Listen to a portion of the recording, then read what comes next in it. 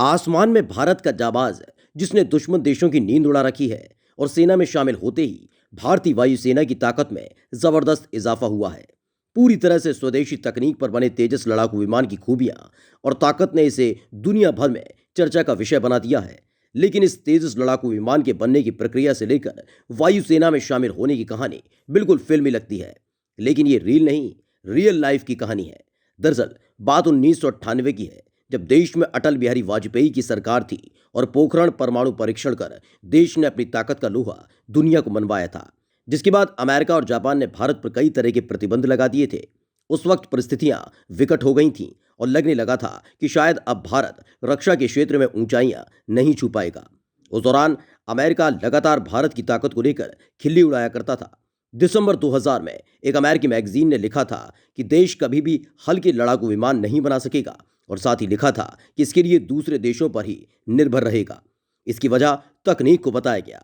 देश पर कई तरह के प्रतिबंध और उन प्रतिबंधों की वजह से लड़ाकू विमान की तकनीक का साझा न होना सरकार की नाक का सवाल बन गया था। इसके कुछ दिनों बाद ही 4 जनवरी 2001 को वैज्ञानिकों की एक टीम ने वो करिश्मा कर दिखाया जिसने अमेरिका समेत उन देशों की बोलती बंद कर दी जो रक्षा क्षेत्र में भारत के आगे न बढ़ने के कयास लगाया करते थे और साथ ही खिल्ली उड़ाया करते थे।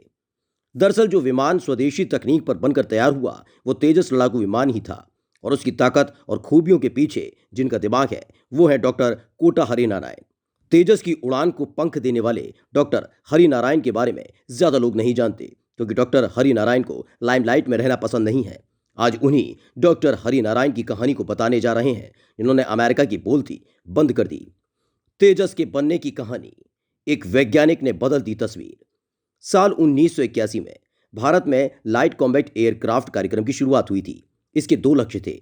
एक था मिग 21 का उपयुक्त विकल्प तलाशना और दूसरा था घरेलू विमानन क्षमताओं की उन्नति। तलाश शुरू हुई, लेकिन किसी भी संगठन के पास इस तरह की स्वदेशी विमान को विकसित करने की क्षमता नहीं थी। HAL ने साल 1961 में मारुत नाम का एक लड़ाकू विमान निर्माण किया था, लेकिन इसे एक जर्मन टीम द्वारा डिजाइन किया गया था जो साल 1990 तक सेना के बेड़े में रहा। दरअसल आज़ादी पाने के बाद भी पाकिस्तान, बांग्लादेश और चीन से युद्ध करते हुए ये महसूस होने लगा था कि देश को स्वदेशी लड़ाकू विमान की जरूरत है। लड़ाकू विमान मिग की पुरानी होती तकनीक और अपनी उम्र पूरी करने की स्थिति में विकल्प के तौर पर एक स्वदेशी विमान की कल्पना ने जन्म लिया। जिसके बाद साल 1984 में सरकार ने हिंदुस्तान एरोनॉटिक लिमिटेड और अन्य संस्थानों के साथ कार्यक्रम को संभालने के लिए एरोनॉटिकल डेवलपमेंट एजेंसी की नियुक्ति की। उस समय VS अरुणाचलम रक्षा मंत्री के वैज्ञानिक सलाहकार थे। उन्होंने ओडिशा के एक युवा डिजाइन इंजीनियर को स्वदेशी विमान कार्यक्रम के निदेशक के रूप में चुना और ये थे डॉक्टर कोटा हरिनारायण। अब टीम तो तैयार हो चुकी थी, लेकिन डिजाइनिंग के लिए सही कंप्यूटर नहीं था। इसके लिए अमेरिका से कई दौर की वार्ता के बाद राष्ट्रपति रोनाल्ड रीगन को तेजस को डिजाइन करने के लिए IBM 390 कंप्यूटर देने के लिए राजी कर लिया गया। काम शुरू ही हुआ था कि तभी साल 1998 में पोखरण परमाणु परीक्षण हुआ। इससे अमेरिका समेत पूरी दुनिया की नजरें भारत पर टिक गई। तब भारत को एक कमजोर देश की तरह देखा जाता था। नतीजा ये हुआ कि उस पर कई तरह की पाबंदियां लगा दी गई, लेकिन डॉक्टर हरिनारायण की टीम ने हार नहीं मानी और काम करते ही रहे। जिसके बाद स्वदेश निर्मित तेजस बनकर तैयार हो गया। इसके बाद से तेजस में लगातार बेहतर बदलाव हो रहे हैं। साल 2016 में बहरीन में इंटरनेशनल एयर शो के दौरान तेजस की वाहवाही दुनिया भर में होने लगी, जब इसने लगभग 1954 घंटे बिना किसी छोटी दुर्घटना के भी उड़ान भरने का रिकॉर्ड बनाया। इसका सारा श्रेय डॉक्टर हरिनारायण को जाता है, जिन्होंने अपनी टीम के साथ मिलकर न केवल पहला हल्का लड़ाकू विमान बनाया, बल्कि भारत की विमान निर्माण इंडस्ट्री में कई जरूरी बदलाव करवाए। तेजस कार्बन फाइबर से बना है। इसकी वजह से इसका वजन काफी कम है। इसका कुल वजन 6560 किलोग्राम है। ये 50,000 फीट की ऊंचाई तक उड़ान भर सकता है। तेजस के पंख 8.2 मीटर चौड़े हैं। ये कुल 13.2 मीटर लंबा और 4.4 मीटर ऊंचा है।